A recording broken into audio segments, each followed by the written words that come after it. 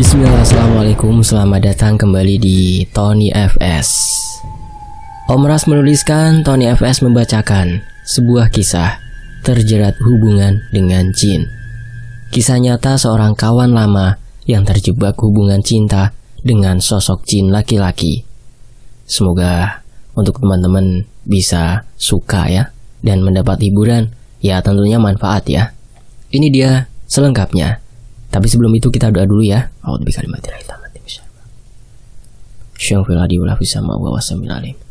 shalli ala Muhammad. Ini dia selengkapnya.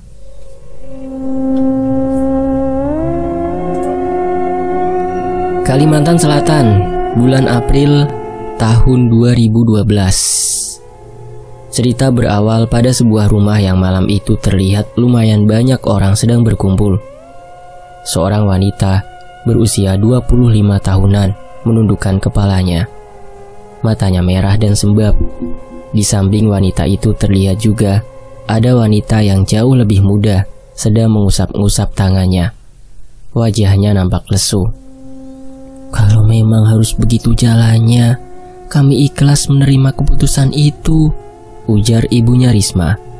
Risma, nama wanita yang sedari tadi terus menundukkan kepala. Wajah para tamunya terlihat agak ketus, terutama ibu-ibu yang memakai baju terusan tanpa lengan berwarna merah tua itu. Ia membuang muka seolah jijik melihat keluarga Risma. Sejak awal saya dan suami memang sudah tidak menyetujui hubungan mereka, dan kami sangat bersyukur saat anak kami mau membatalkan pernikahan itu, ujar ibu-ibu tersebut dengan angkuhnya, tanpa menyadari bahwa perkataannya bagaikan pisau yang mencabik-cabik hati keluarga Risma. Setelah berkata seperti itu, mereka keluar dari rumah Risma tanpa pamit. Malu, takut, berbagai macam perasaan bercampur aduk di dalam dada Risma. "Risma," ujar suara pamannya bergetar. Perempuan itu tak berani sedikit pun menatap pada sang paman yang sudah berdiri di depannya. "Lihat aku, Risma," bentak paman. "Sudahlah Tujul, tidak ada gunanya kau memarahi atau bahkan membunuhnya sekalipun. Aku sudah ikhlas dengan semuanya," ujar ibunya Risma. "Tapi Kak, andai anak ini dulu mau mendengarkanku untuk tidak berhubungan dengan laki-laki tak berguna itu, pasti sekarang keadaannya tidak akan seperti ini. Undangan sudah disebar, hari H pernikahan sudah ditentukan, tapi mereka dengan mudahnya memutuskan secara sepihak. Harga diri kita sudah diinjak-injak, Kak. Biarlah, yang sudah terjadi tidak bisa kita merubahnya. Ini sudah jalan yang ditakdirkan Allah." Mendengar ucapan dari ibunya Risma, lelaki itu berbalik dan berjalan ke arah pintu rumah. Suasana mendadak sunyi setelah kepergian sang paman. Hanya suara nafas ketiganya yang terdengar jelas saat itu. "Sudah hampir tengah malam, kalian tidur Gi," suruh ibunya pada kedua kakak beradik tersebut. Risma menatap ibunya. "Ma, saya minta maaf Ma, saya sudah mempermalukan keluarga." Ibunya hanya menghela nafas panjang. Melihat ibunya yang tak menjawab, gadis berusia 19 tahun itu langsung menarik tangan sang kakak, membawanya masuk ke dalam kamar. "Biarkan mama tenang dulu Kak, kakak juga istirahat, jangan banyak-banyak pikiran." Di lain waktu, pagi-pagi sekali, aroma wangi nasi goreng yang sangat menggoda tercium dari arah dapur, membangunkan kedua kakak beradik itu. "Pagi-pagi sekali sudah bikin nasi goreng, Ma," tegur Alia. Wanita paruh baya yang masih terlihat sangat cantik itu tersenyum. "Mana kakakmu?" tanya ibunya Risma pada Alia, dan gadis itu hanya mengangkat bahu. Dari arah pintu perhelatan antara ruangan dapur dan luar berdiri Risma yang tengah menatap mereka. "Sini Ris, sarapan." Risma membatin dan bertanya-tanya, "Kenapa mama biasa-biasa saja? Apa mama sudah melupakan yang terjadi semalam begitu saja?" "Kak," panggil Alia.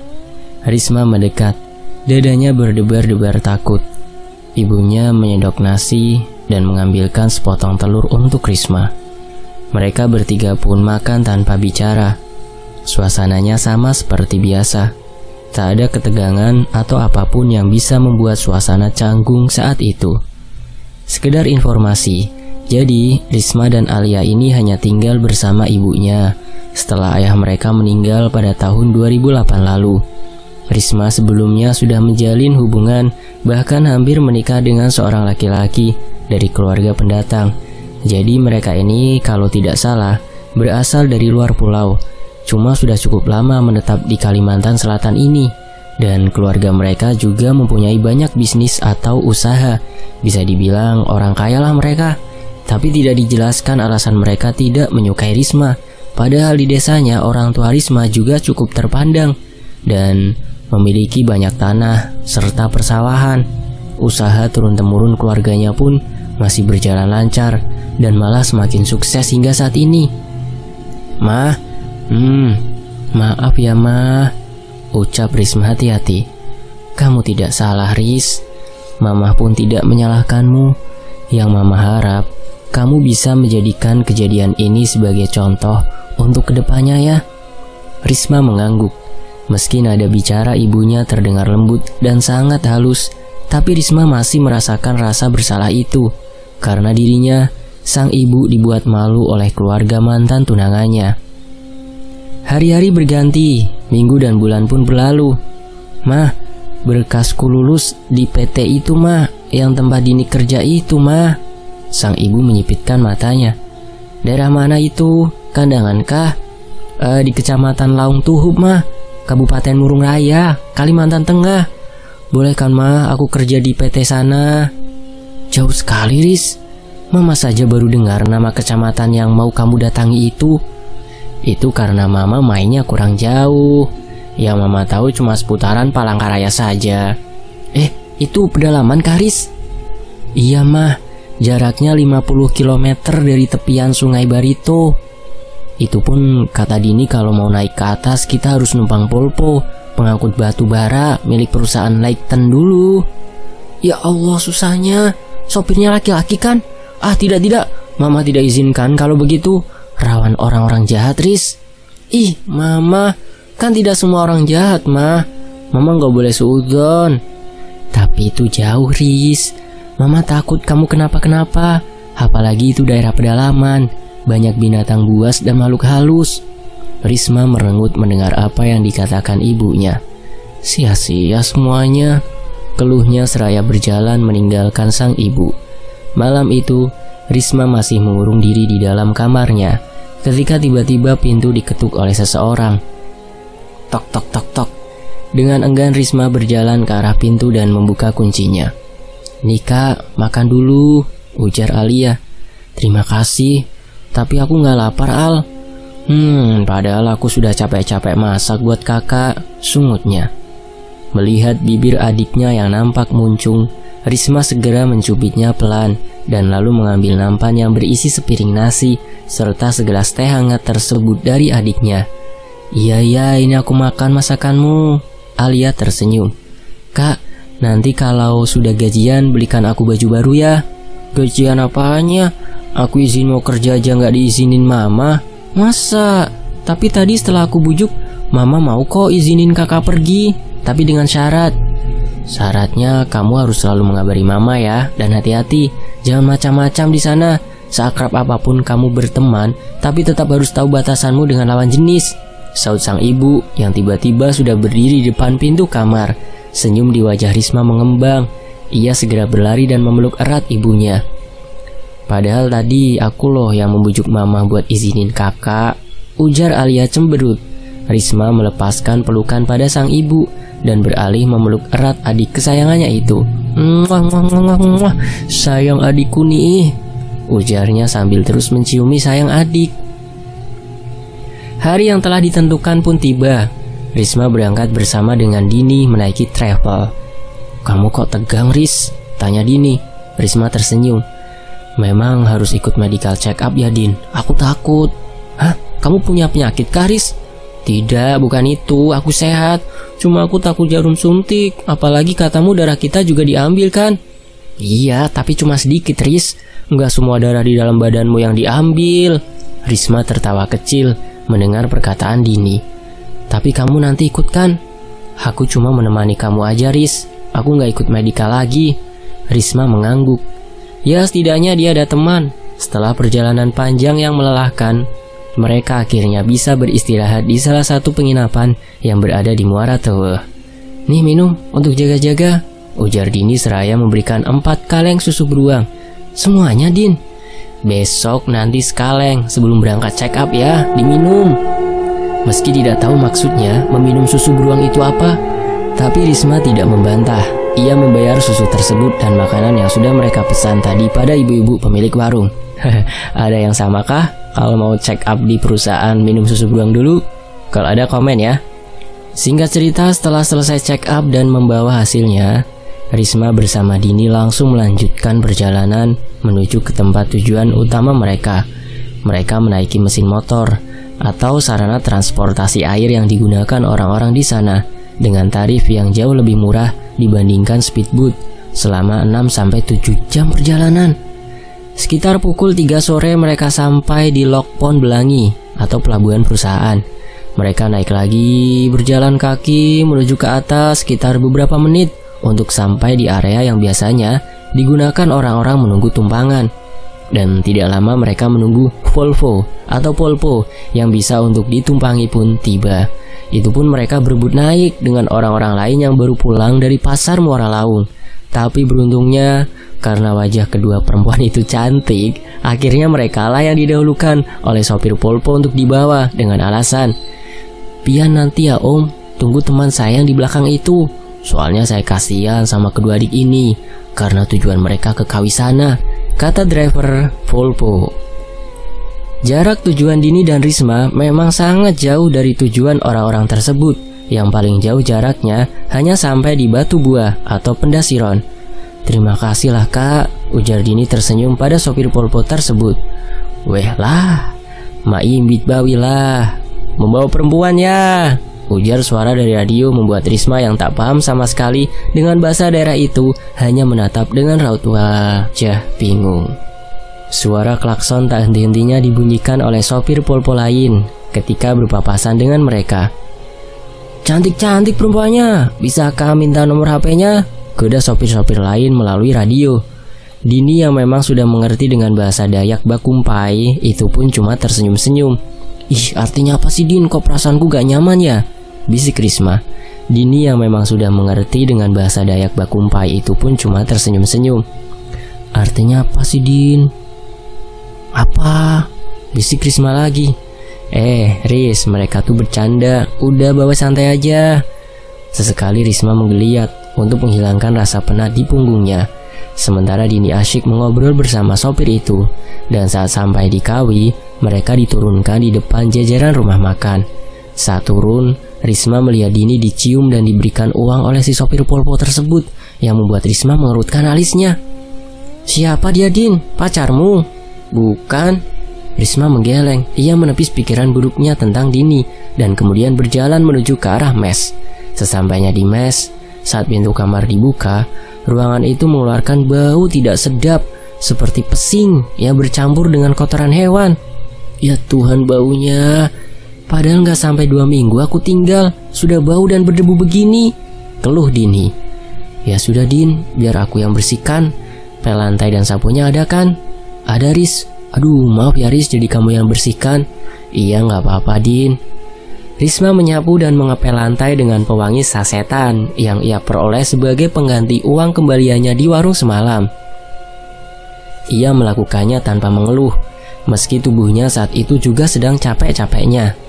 Setelah selesai, Risma pun mandi. Di dalam kamar mandi berukuran kecil tersebut, Risma mulai mengguyur tubuhnya dengan air. Namun saat ia mulai menyabun wajahnya, Risma merasa seperti ada seseorang yang tengah memperhatikannya dari sudut kamar mandi. Ia membuka matanya, takut-takut kalau ada orang yang tengah mengintipnya, tapi tidak ada siapa-siapa di sana. Risma bergegas menyelesaikan mandinya, dan setelah mengenakan sarung, ia pun kembali ke dalam kamar mes. Hawanya mendadak dingin, sangat-sangat dingin. Risma mengenakan jaket dan celana panjang, lalu segera tidur di tempat tidur bagian atas, tempat tidur tingkat. Entah pukul berapa itu ketika ia merasa seperti ada sebuah tangan yang membelai lembut kepalanya. Risma terbangun dan tak mendapati siapapun di dekatnya. Mungkin hanya mimpi, batinnya. Risma kembali memejamkan mata dan ia terbangun ketika Dini sudah bersiap-siap berangkat kerja. Ayo bangun Ris, biar aku temani kau ke kantor. Sebelumnya sudah kuhubungi Pak Bambang. Namanya samarannya, katanya disuruh langsung saja ke kantor. Di perjalanan menuju kantor, Risma bertemu banyak sekali karyawan di sana. Mereka semua terlihat ramah dan penuh senyum pada Risma, membuatnya merasa senang dan berharap bisa secepatnya bergabung bersama mereka. Aku pasti bekerja di sini kan, Din? Iya, kamu tenang saja, Riz. Makasih ya, Din. Iya, tapi ingat-ingat kesepakatan kita ya, Riz. Hehehe. Risma mengangguk. Ia ingat tentang perjanjian mereka. Jika Risma bekerja di situ, maka selama 3 bulan, setengah gajinya harus diberikan kepada Dini sebagai uang tanda terima kasih Risma. Dan Risma tak mengapa akan syarat itu. Sebetulnya kalau tentang uang, walau ia tak bekerja pun, Risma akan tetap punya uang. Hanya saja pengalamannya yang Risma inginkan. Makanya ia langsung menyanggupi syarat dari Dini agar bisa bekerja di daerah itu. Singkat cerita, keluar dari kantor, wajah Risma nampak sumringah. Ia bahkan tak bisa mengontrol bibirnya yang terus saja tersenyum itu. Kapan mulai kerja? Tanya Dini menghampiri. Besok, aku disuruh ke kantor lagi buat tanda tangan kontrak. Aku yakin kamu sudah tahu, Din. Makasih banyak ya, Din. Dini tersenyum. Ingat perjanjiannya ya? Iya ya, aku ingat kok, Din. Sementara itu di sisi lain, malam itu saat Dini mandi, Risma merebahkan tubuhnya di atas tempat tidur sambil membayangkan besoknya ia akan mengenakan baju karyawan yang sama dengan Dini. Saat memejamkan matanya, Risma merasakan hembusan nafas hangat di sampingnya, tepat mengenai telinga Risma. Risma terperanjat kaget dan bergegas bangun. Nafasnya turun naik, takut dan hatinya mendadak gelisah. Di saat yang bersamaan, pintu kamar terbuka. Dini masuk dengan membawa peralatan mandinya. Gak mandi, Riz. Ini mau mandi, Din. Risma turun dari tempat tidur. Ia mengambil peralatan mandinya dan berjalan keluar kamar. Di luar sudah sunyi sekali, padahal jam masih belum terlalu larut. Saat sudah berada di kamar mandi, lagi-lagi Risma merasa seperti ada seseorang yang terus menatapnya. Mungkin perasaanku saja, gumamnya. Pure. Risma melanjutkan mandinya. Setelah selesai, ia bergegas keluar dan kembali ke kamar mes. Dini sudah terlelap dengan handphone yang masih memutar musik. Pelan-pelan Risma naik ke atas ranjangnya untuk segera tidur. Keesokan harinya, Risma bangun lebih awal dengan wajah yang cerah ceria. Sambil berdandan, Risma membayangkan kembali sosok laki-laki yang hadir di mimpinya semalam. Wajah laki-laki itu sangat tampan menurut Risma. Dan anehnya, ia merasa ada sesuatu yang berbeda begitu bertemu laki-laki tersebut, walaupun hanya di alam mimpi. Sudah bangun, Riz? Sapa Dini. Iya, Din. Hari-hari berlalu, namun Risma masih merasa selalu ada seseorang yang memperhatikannya ketika ia mandi ataupun saat ia tertidur. Hingga akhirnya, karena lama-kelamaan, Risma sudah terbiasa dengan apa yang ia rasakan itu. Aku tahu mereka memang ada, dan selagi mereka tidak menggangguku sampai menyakiti fisik ataupun membuat kekanaan, aku akan menganggap itu biasa-biasa saja, gumam Risma. 2 minggu sudah Risma bekerja di sana. Dan selama 2 minggu itu pula lah Risma sering bermimpi bertemu dengan laki-laki tampan tersebut. Kadang-kadang berhelat malam, 2 malam sekali atau 3 malam sekali ia bermimpi tentang laki-laki itu. Dan setiap kali ia bermimpi tentang si laki-laki tampan tersebut, paginya Risma pasti merasakan kebahagiaan yang sulit dijelaskan. Moodnya juga menjadi sangat baik sepanjang hari. Selama ia kerja di situ, ada 3 orang laki-laki yang berusaha mendekatinya. Namun, Risma tidak merespon ketiga laki-laki tersebut. Dan ketertarikan ketiga pria itu rupanya dimanfaatkan oleh Dini tanpa sepengetahuan Risma. Dini meminta berbagai macam barang, bahkan uang, dengan mengatasnamakan Risma, sehingga membuat ketiga laki-laki ini semakin gencar, bahkan sampai berani menyentuh-nyentuh Risma. Risma yang tak tahu apa-apa itu pun lantas marah dengan kelakuan ketiga pria tersebut. Namun, ia juga takut untuk memarahi langsung ketiganya, karena mereka adalah orang asli daerah itu. Saat ia curhat pada Dini hanya menanggapinya dengan santai, dan bahkan menyuruhnya untuk berpacaran saja dengan ketiga pria tersebut. Mereka itu nggak pelit, Riz. Kamu minta apa saja, pasti dituruti. Lumayan kan untuk menghemat biaya pengeluaranmu, ujar Dini yang membuat Risma kecewa. Bukan itu yang ingin Risma dengar dari mulut teman yang ia anggap baik tersebut. Tapi jawaban Dini benar-benar di luar dugaan. Aku bukan perempuan seperti itu, Din. Risma mengambil peralatan mandinya dan bergegas keluar. Di dalam kamar mandi, Risma menangis sesenggukan. Pengalamannya hari itu benar-benar membuatnya marah, sedih, emosi yang bercampur aduk. Ingin rasanya ia melaporkan apa yang ia alami pada atasannya. Namun Risma terlalu takut. Ia takut mengambil keputusan itu. Takut akan dampak yang ia tuai setelahnya. Dan kini Risma hanya bisa menangis di dalam kamar mandi. Tiba-tiba Risma merasa seperti dipeluk oleh seseorang. Rasanya hangat. Namun ia tidak dapat melihat siapa orang tersebut. Tapi perasaan Risma menjadi terasa begitu tenang, dan ia membiarkan hal itu berlangsung sampai pintu kamar mandi diketuk oleh seseorang dari arah luar. "Hei, masih lamakah?" tanya suara tersebut. "Sebentar," jawab Risma lalu mengambil peralatan mandinya. Kemudian ia keluar. Risma duduk menunggu di depan kamar mandi. Suara guyuran air terdengar dari dalam. Tidak berapa lama, perempuan itu keluar dengan rambut yang masih basah. "Kamu ngapain?" tanyanya. "Mau mandi lah tadi." Perempuan itu lalu duduk di samping Risma. "Kenalin, aku Fitri. Kamu sekamar sama Dini kan?" "Iya, aku Risma," jawab Risma seraya mengangguk. "Si Dini gimana sama kamu?" "Baik-baik aja kok, Fit. Emangnya kenapa?" Fitri menarik nafas panjang. Semua karyawan tahu gimana kelakuan si Dini itu. Makanya gak ada yang mau sekamar sama dia. Temannya juga cuma kamu. Tapi menurutku dia orangnya baik sekali malah." Fitri tersenyum kecut. "Kalau dia baik, dia gak bakalan jual nama kamu sama laki-laki itu," ujar Fitri lalu beranjak dari duduknya. Risma mengerutkan alis. Ia penasaran dengan maksud perkataan Fitri tersebut. Tapi Fitri sudah berjalan menjauh tanpa memberikan kesempatan untuk Risma bertanya. Cepat-cepat Risma mandi. Setelah selesai, ia langsung berlari-lari kecil menuju kamar.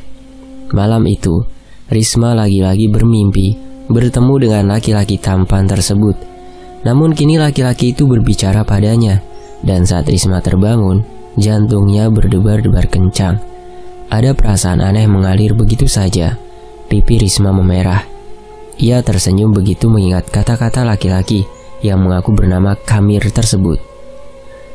"Aku sudah lama menyukaimu, dan aku akan melakukan apapun untuk membuatmu menyukaiku.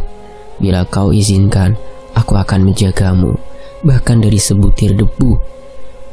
Kenapa laki-laki seperti itu adanya cuma di mimpiku? Coba andaikan dia nyata, tanpa dia minta pun, aku akan mengejar-ngejarnya, gumam Risma. "Kenapa, Riz? Kayaknya senang sekali kamu," tegur Dini. "Aku mimpi bertemu pangeranku, Din. Dia tampan dan sangat penyayang. Dia bilang akan menjagaku, bahkan dari sebutir debu. Manis sekali kan, Din?" Dini menatap Risma dengan alis yang mengerut. Ia berjalan ke arah Risma, lalu menempelkan punggung tangannya di dahi Risma. "Nggak panas?" "Ih, apa-apaan sih, Din?" ujar Risma seraya menepis tangan Dini dari dahinya. "Kau berhayal terlalu tinggi, Riz. Makanya aku cek. Siapa tahu kau sudah gila," kata Dini diikuti tawanya. Risma dan Dini berjalan beriringan keluar dari kamar mes. Di area tempat mereka bekerja, banyak sekali karyawan yang bercerita tentang salah satu dari laki-laki yang pernah kurang ajar pada Risma itu mengalami kecelakaan tunggal saat pulang dari warung makan yang berada di Kawi tadi malam. Iya ya, kasihan, tangannya sampai patah. Padahal katanya saat itu jalanan benar-benar sepi, ujar yang lainnya. Risma menghela nafas panjang. Meski kasihan, ia juga merasa cukup puas dengan kejadian yang menimpa laki-laki itu. Dan tidak hanya sampai di situ, kedua laki-laki lainnya yang mengganggu Risma pun juga mengalami kesialan. Ada yang tangannya kena gigit kalajengking hingga bengkak dan tak bisa bekerja, dan lainnya, kakanaan, terkena gangguan makhluk halus. Entah itu hanya kebetulan saja atau karena memang ada sesuatu yang terlibat di balik setiap musibah yang menimpa ketiga pria tersebut. Atau mungkinkah jantung Risma seketika berdetak hebat begitu mengingat kata-kata laki-laki tampan dalam mimpinya semalam. Iya, kalau dipikir-pikir rasanya aneh. Kalau aku terus-terusan memimpikan orang asing yang sama hampir setiap malam, tapi siapa dia sebenarnya? Malam itu Risma menunggu Dini yang belum juga kembali ke mes setelah izin untuk membeli perlengkapan bulanannya. Tok tok tok tok. Suara ketukan dari arah luar pintu kamar. Risma beranjak dari duduknya untuk membukakan pintu. Seorang laki-laki tampan yang selama ini hanya hadir di mimpinya, kini berdiri nyata di depannya, membuat jantung Risma berdegup kencang, seakan-akan hendak melompat keluar. Mau cari siapa? Tanya Risma terbata-bata. Lelaki itu tersenyum. Gantengnya, batin Risma. Aku ingin berkenalan denganmu. Sebenarnya sudah lama aku memperhatikanmu, tapi baru malam ini aku memberanikan diri menemuimu secara langsung. Hah? Apa aku tidak salah dengar? Dia sudah lama memperhatikanku? Lagi-lagi Risma membatin. Biar aku memperkenalkan diriku terlebih dulu. Namaku Kamir. Kalau boleh aku tahu siapa namamu? Namaku Risma. Percaya atau tidak, aku sudah sering melihatmu di dalam mimpiku, batin Risma. Ia ingin sekali mengatakan itu pada lelaki tersebut, namun ia urungkan. Bolehkah kalau besok malam kita jalan-jalan keluar? Risma gelagapan ditanya seperti itu. Di satu sisi, ia merasa sangat senang, tapi di sisi lain, jika ia menerima tawaran itu, entah apa yang akan dipikirkan oleh Kamir tentang dirinya. Padahal saat itu mereka baru saja kenal. Aku pikir-pikir dulu ya, jawab Risma. Kamir tersenyum, wajahnya sangat tampan. Bagaimana mungkin aku bisa menolak, batin Risma. Baiklah, besok malam aku tunggu di luar ya, di bawah pohon sengon, ujarnya lalu kemudian berpamitan pergi tanpa memberikan kesempatan pada Risma untuk menolak ajakannya. Risma sudah tidur ketika Dini masuk ke dalam kamar. Namun karena suara isakan tangis Dini yang cukup kencang membuat Risma terbangun. Kamu kenapa, Din? Aku putus sama pacarku. Risma turun dari atas ranjang dan berusaha menenangkan Dini. Keesokan paginya, Risma terbangun dengan wajah yang ceria, sementara Dini masih tidur dengan selimut yang menutupi seluruh tubuhnya. Kamu gak kerja, Din? Iya, aku gak enak badan. Ya sudah, ayo aku temani kau ke klinik. Enggak, aku gak mau ke klinik. Loh kenapa? Ini kamu lagi sakit, Din, harus diobati. Aku gak mau, ya gak mau. Bisa gak sih jangan ikut campur masalahku? Bentak Dini gusar. Risma mengerutkan alisnya. Tiba-tiba angin berhembus dingin membuat bulu kuduk merinding. Padahal saat itu pintu kamar mes masih tertutup rapat. Ya sudah kalau begitu, kamu istirahat ya, ujar Risma lalu pergi. Saat jam pulang kerja, Risma berjalan ke mesnya sambil bernyanyi-nyanyi kecil, menandakan hatinya yang sedang bahagia. Apalagi ketika ia mengingat ada janji bertemu dengan Kamir, laki-laki tampan yang mampu mencuri hatinya itu. Risma ikut mengantri di luar kamar mandi bersama penghuni mes lainnya. Fitri pun ada di antara mereka. Ketika melihat Risma, ia tersenyum dan mendekatinya. Tumben ikut ngantri, biasanya kamu mandinya agak larut. Hehe, aku mau keluar, ada sedikit keperluan. Jangan-jangan sama laki-laki, goda Fitri. Hati-hati ya Riz, karena di tempat kerja ini cukup ketat. Kalau sampai kau ketahuan ada apa-apanya, kau akan dipecat. apalagi kalau ketahuan sampai hamil. Aku mengingatkanmu karena kau temanku, ujar Fitri berbisik. Risma mengangguk. Ia tak membantah sedikit pun peringatan dari Fitri. Makasih Fit, sudah menganggapku sebagai teman. Dan makasih juga karena sudah mengingatkanku, ucap Risma. Fitri menepuk pelan tangan Risma sambil tersenyum. Sama-sama, kalau kamu perlu apa-apa, kamu bisa temui aku. Risma mengangguk sambil tersenyum manis. Lalu Fitri berjalan meninggalkan Risma untuk segera masuk ke dalam kamar mandi karena namanya sudah dipanggil. La la la la la la la la la, ujar Risma bersenandung begitu berada di dalam kamar mandi. Di luar sudah sepi, hanya suara guyuran air dan nyanyian Risma dari dalam kamar mandi yang terdengar. Saat sedang sampoan, mata Risma terkena air sampo yang mengalir dari kepala, membuat Risma bergegas membasuh wajahnya. Namun, rasa perih di matanya masih terasa, hingga tiba-tiba Risma merasakan ada angin hangat yang lembut, seperti tiupan nafas seseorang mengenai matanya. Lalu perlahan-lahan, rasa perih yang ia rasakan pun kemudian hilang. Merasa ada yang tak beres, Risma segera mengakhiri mandinya. Meski di bagian rambut masih ada sedikit sisa buih-buih sampo yang menempel. Di dalam kamar, rupanya Dini belum juga kembali. Tapi Risma tak terlalu risau, karena ia yakin Dini pasti sedang berada di luar. Mungkin sedang makan bersama teman-temannya di warung, atau hanya mengobrol-ngobrol santai bersama yang lain. Ia mengenakan baju yang paling bagus menurutnya, dan membiarkan rambut panjangnya itu tergerai indah. Saat melewati pos security, Risma izin keluar untuk membeli barang-barang keperluannya. Ia harap-harap cemas, takut-takut kalau tak diizinkan. Tapi rupanya security yang baik itu memperbolehkan saja Risma keluar. Risma yang memangnya orang tidak pelit itu pun memberikan uang rokok pada Pak Security-nya. Meski ditolak, tapi Risma terus memaksa, sehingga mau tak mau security itu terpaksa menerimanya. Di luar udara sedikit dingin, dan Risma berjalan pelan menuju ke arah jajaran pohon sengon yang berjarak tidak terlalu jauh dari pos security. Ia melihat seorang laki-laki tengah bersandar di salah satu pohon sengon. Laki-laki itu adalah Khamir.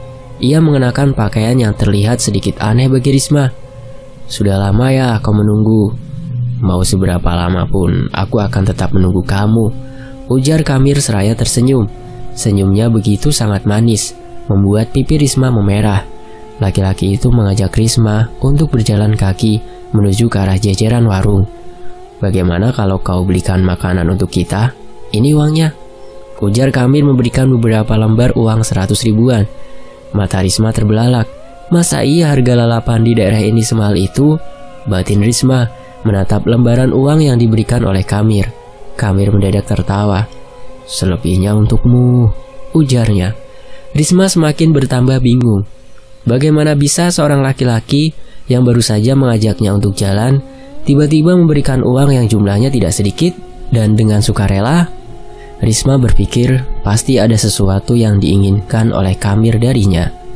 Maaf sebelumnya, tapi kalau kau berpikir aku adalah perempuan yang bisa dibayar, kau salah besar. Karena harga diriku tidak sebanding dengan uangmu, ujar Risma. Khamir terdiam, mulutnya ternganga sedikit mendengar perkataan Risma. Aduh, maaf Risma, aku sungguh tidak bermaksud merendahkanmu dengan uang ini. Tapi yang ku tahu, kebanyakan wanita suka dengan uang, makanya aku berpikir untuk memberikan yang banyak untukmu. Risma menarik nafas panjang, tapi ia melihat raut penyesalan pada wajah Khamir yang membuatnya kemudian memaafkan pria tersebut. Risma menyeberang jalan dan menuju ke arah warung makan. Ia memesan 2 porsi makanan. Namun saat sedang menunggu makanan siap, Risma digoda oleh 2 orang laki-laki yang sedang minum kopi di warung tersebut. Mereka mendekati Risma untuk meminta nomor teleponnya. Tapi Risma tak menanggapi dan berpindah duduk ke meja lain. Tiba-tiba saja seorang di antara keduanya mengeluhkan sakit perut hingga membuatnya terpaksa harus menumpang ke toilet warung. Risma tersenyum melihat sedikit warna kuning yang terlihat keluar dari celana lelaki itu. Tukar, ucap Risma saat menerima pesanannya. Kata-kata jual biasanya diucapkan pedagang dan dijawab dengan kata tukar oleh pembeli di daerah Kalimantan Selatan. Namun di daerah Kalimantan Tengah, Khususnya penduduk asli sana, mereka hanya menggunakan kata terima kasih, kecuali kalau pedagangnya dari Nagara, Kalimantan Selatan. Tapi pemilik warung itu hanya mengangguk dan tak menjawab ucapan Risma. Risma tersenyum malu saat berjalan keluar. Kebiasaan di Hilir atau di Kalimantan Selatan terbawa sampai sini. Malunya aku tidak direspon, gumam Risma. Mereka duduk di warung kecil dan makan di sana. Sesekali, Risma curi-curi pandang pada laki-laki itu. Namun di sekian kalinya, ia mencuri-curi pandang pada Kamir. Risma terperanjat kaget begitu melihat mata Kamir nampak menyala, mirip seperti mata kucing yang terkena sorotan cahaya. Tapi, begitu ia melihat mata Kamir lagi, mata itu nampak normal-normal saja. Mungkin aku yang salah lihat. Setelah selesai makan, Kamir mengantar Risma untuk pulang kembali ke mesnya, meski ia tidak ikut masuk ke dalam. Risma tersenyum ketika Kamir meminta izin untuk memegang tangannya. Kau tidak takut dengan makhluk yang tak terlihat? Maksudmu, jin misalnya? Kenapa harus takut? Kata ibuku, kalau kita tidak macam-macam dan menghormati apapun itu kepercayaan di setiap tempat, kita tidak akan diganggu mereka. Karena kita hidup di dunia ini kan memang saling berdampingan antara yang terlihat dan yang tidak terlihat. Kamir tersenyum dan mengangguk. Di sisi lain, Dini sedang muntah-muntah di luar kamar mes ketika Risma baru saja sampai. Kamu kenapa, Din? Dini tak menjawab. Nampaknya ia sudah sangat lemas sekali. Aku minta bantuan dulu ya, Din. Jangan, Riz, bawa aku masuk ke kamar saja. Aku hanya masuk angin, cegah Dini cepat. Akhirnya mau tak mau Risma memapah Dini masuk ke dalam kamar, membaringkannya di atas tempat tidur. Aku kerok ya, Din, biar anginnya keluar. Dini mengangguk. Keesokan harinya, keadaan Dini semakin memburuk. Wajahnya pucat dan tidak bisa mencium bau-bauan. Bahkan mencium parfum Risma saja, dia akan muntah-muntah. Risma, panggil Fitri dari luar kamar. Iya, sebentar. Saat pintu terbuka, terlihat Fitri tengah berdiri bersama seorang perempuan. Kudengar tadi malam Dini muntah-muntah ya? Iya, masuk angin, jawab Risma. Coba dicek dulu, siapa tahu sakitnya parah, ujar Fitri. Dari dalam Dini menyahut kasar yang intinya dia tidak ingin pergi ke klinik. Jangan ngeyel, kalau sakit jadi obati. Apalagi di sini sudah ada kliniknya dan gratis. Jadi uangmu tidak akan berkurang, ujar Fitri. Aku tidak mau ya tidak mau. Ih, dasar. Hari itu adalah hari terakhir mereka kerja dan besok sudah masuk waktu cuti. Risma dan Dini pun pulang selama 2 minggu. 2 minggu waktu kotor ya, pulang pergi terhitung di situ juga. Tapi tak tahu kenapa Risma merasakan kesepian dan rindu berat pada sosok Kamir saat dia berada di rumahnya. Ibarat kata, makan tak kenyang, mandi tak basah karena rindu. Singkatnya sampailah di hari di mana mereka kembali. Tapi ada yang aneh dari sini. Saat ia memakai baju kerja mereka, perutnya terlihat membesar dari sebelumnya. Bila ditanya jawabannya selalu kembung, masuk angin. Tapi apakah ada orang kembung setiap hari? Entahlah. Yang namanya bangkai pasti akan tercium juga baunya. Akhirnya Dini dipaksa untuk melakukan tes kehamilan oleh pengawas mereka. Dan ternyata hasilnya positif. Dini hamil sudah 4 bulan. Ia sendiri tak tahu siapa ayah dari bayi yang dikandungnya saat itu, karena ia mengaku sudah tidur dengan banyak lelaki. Risma yang selaku teman sekamar Dini pun akhirnya ikut kena tes. Tapi ia yang tak merasa melakukan apapun tentu tak keberatan. Alhasil, Dini dikeluarkan dari pekerjaannya secara diam-diam. Dengan mata yang sembab, Dini meminta uang perjanjiannya pada Risma.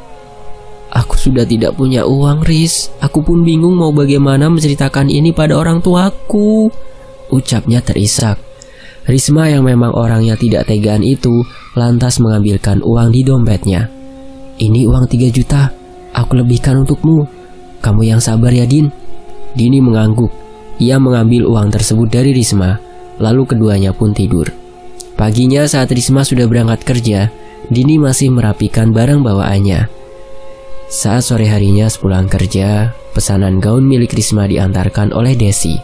Namun saat akan membayarnya, Risma terperanjat kaget Begitu mengetahui semua uangnya yang berjumlah 4 juta rupiah itu raib, Risma terduduk lemas. "Ya Allah, kemana semua uangku?" isaknya. "Kenapa, Riz?" "Uangku hilang, Des. Aku gak bisa bayar barangmu sekarang." "Ya Tuhan, berapa yang hilang?" "Gak sedikit, Des, 4 juta. Sisa aku bayar hutang ke Dini tadi malam. Itu uang pemberian ibuku padahal." "Dini tahu di mana kau taruh uangmu?" Risma tertegun. Dini memang tahu di mana ia meletakkan uang semalam, namun ia tak ingin menuduh Dini. Pasti Dini itu pelakunya." "Kurasa bukan, Des. Mungkin memang ada pencuri yang masuk ke area mes kita. Kita kan gak tahu." "Gak akan ada orang yang bisa masuk ke sini selain orang dalam-dalamnya juga." "Kamu tuh terlalu baik atau emang bodoh sih, Riz? Sini ikut aku." Desi langsung menarik tangan Risma dan membawanya keluar ke area perusahaan. Tentunya setelah mendapat izin dari security. Desi menarik tangan Risma menuju ke arah warung, di mana laki-laki yang dulu pernah mengganggu Risma sedang duduk di situ. Desi memperjelas semuanya, dan si laki-laki itu pun mulai bercerita. 1,5 juta kumpulannya ya yang aku berikan sama kamu. Mulai dari barang-barang, pulsa, uang, sampai makanan. Kata Dini itu semua kamu yang minta. Dan bodohnya aku langsung percaya," kata laki-laki itu. Lemas kaki Risma mendengar cerita dari laki-laki itu. Teganya Dini menjual namanya hanya untuk uang. Tuh kan Risma, menjual namamu aja dia tega, apalagi hanya mengambil uangmu. "Jadi apa kau masih tidak percaya?" ujar Desi. Malam itu untuk yang pertama kalinya Risma tidur sendirian di mes. Saat matanya sudah terpejam, ia mulai merasakan seseorang memeluk erat dirinya. Pelukan hangat itu membuat Risma enggan untuk bangun. Keesokan paginya, saat ia bangun tidur dan bersiap untuk mandi, Risma melihat lembaran uang 100 ribuan di atas kasur Dini. Ia mencoba mengusap-usap matanya, menyangka kalau itu hanyalah mimpinya saja. Tapi seberapa keras pun ia menggosok-gosok matanya, uang itu tetap ada dan tak bergeming dari tempatnya. "Ya Tuhan, uang sebanyak ini milik siapa?" gumam Risma, langsung memastikan kalau pintu kamar mesnya masih terkunci rapat. Risma menutup uang itu dengan selimut. Sebelum ia mandi, Risma tak berani menggunakan uang tersebut sedikit pun, karena uang itu bukanlah miliknya. Pekerjaannya hari itu sedikit terganggu dengan pikirannya. Ia masih memikirkan tentang uang yang ia temukan di atas kasur Dini tadi pagi, hingga ia mendapatkan teguran dari pengawasnya. Saat pulang kerja, Risma cepat-cepat berjalan menuju mesnya. Saat ia mengecek di bawah selimut, ternyata uang itu masih ada di sana. "Apa aku gunakan saja uang ini? Tidak, ini bukan uangku." Selesai mandi, Risma membaringkan tubuhnya di atas tempat tidur. Saat ia terlelap, Risma kembali bermimpi. Tapi mimpinya malam itu lain dari malam-malam sebelumnya.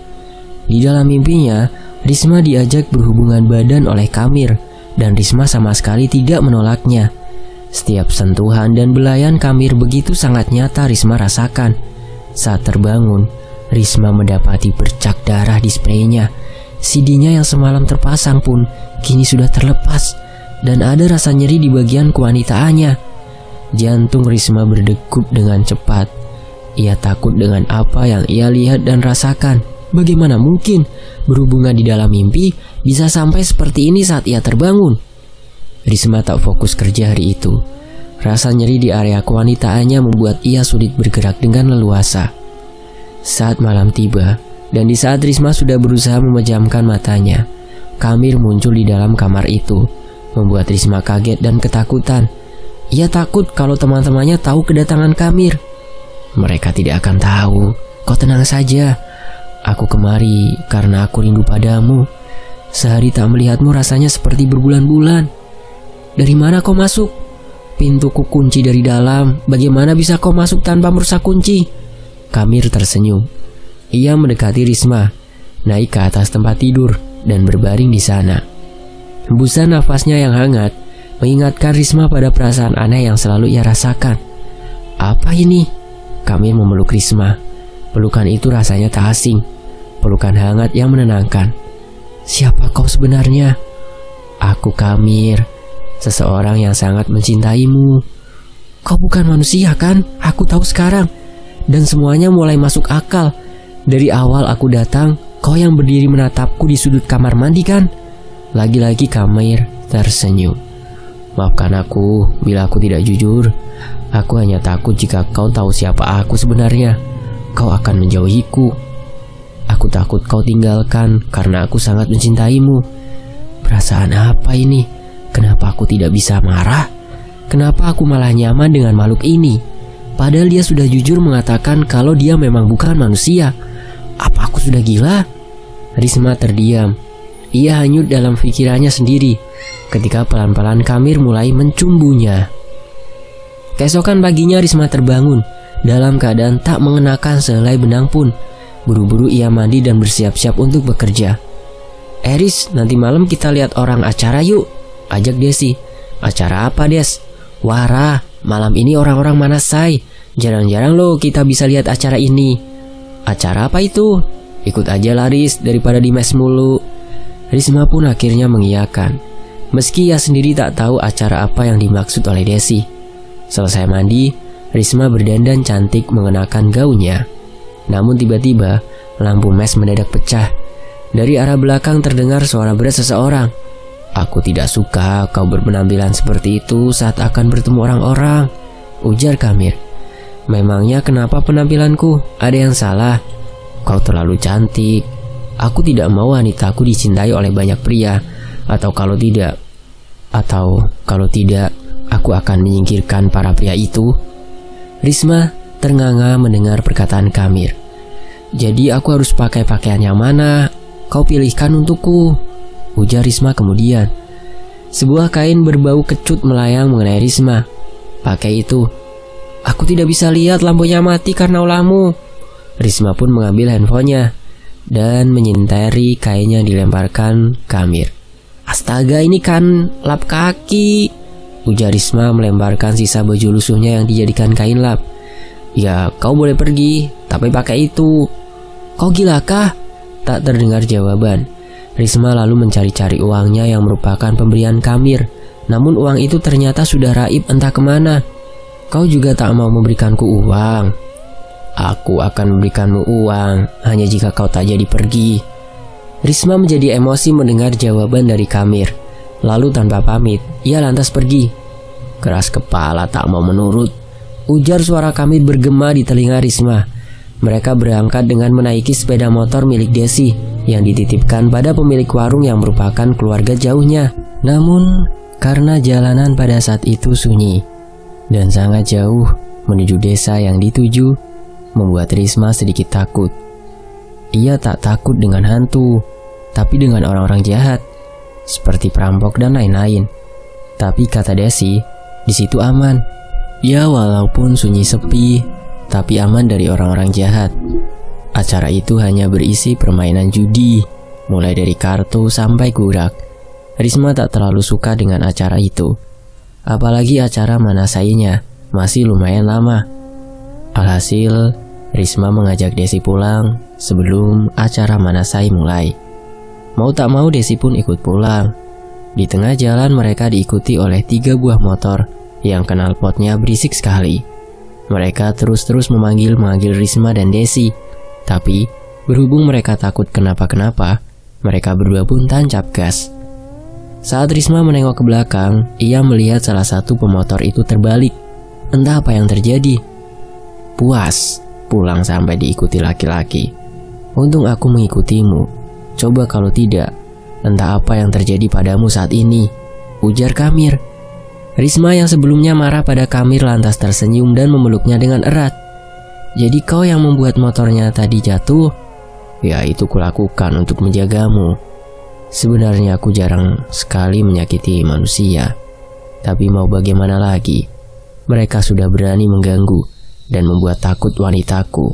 Jadi aku terpaksa menyakiti mereka. Risma tersenyum dan memeluk erat Kamir. Dan sejak malam itu hubungan keduanya semakin rapat. Risma tahu hubungannya dan Kamir adalah salah, tapi ia nyaman dengan sosok jin tersebut. Ia merasa dicintai dan diperlakukan seperti ratu oleh Kamir. Kamir juga tak pernah memaksakan kehendaknya pada Risma. Hingga sampai suatu hari, Risma disuruh pulang oleh ibunya. Ia awalnya tak tahu apa maksud ibunya itu. Tapi yang pasti, Risma membujuk Kamir agar mau ikut bersamanya ke rumah orang tua Risma. Awalnya Kamir menolak karena ia tak bisa meninggalkan daerahnya. "Ayolah, aku mohon," bujuk Risma. "Baiklah, tapi aku akan mengambil uang terlebih dulu." Risma tersenyum dan mengangguk. Keesokan harinya, Risma izin cuti lebih dulu dengan alasan yang sudah ia persiapkan. Meskipun Kamir tak terlihat oleh orang-orang lain, namun Risma cukup bahagia mengetahui Kamir ikut bersamanya. Di bus, Risma sengaja memilih perjalanan malam dan membeli 2 karcis atau tiket dengan bangku yang berdekatan agar bisa tidur bersandar di bahu Kamir. Singkat cerita, saat sampai di rumahnya, Risma dihadapkan dengan kenyataan yang membuatnya hampir pingsan. Bagaimana tidak, ternyata ia sudah dijodohkan. Bahkan hari pernikahannya sudah pun ditentukan. Kamir mengamuk. Barang-barang di dalam kamar Risma pecah berserakan. "Aku akan membunuh siapapun yang memisahkan kita," ujar Kamir menggelegar.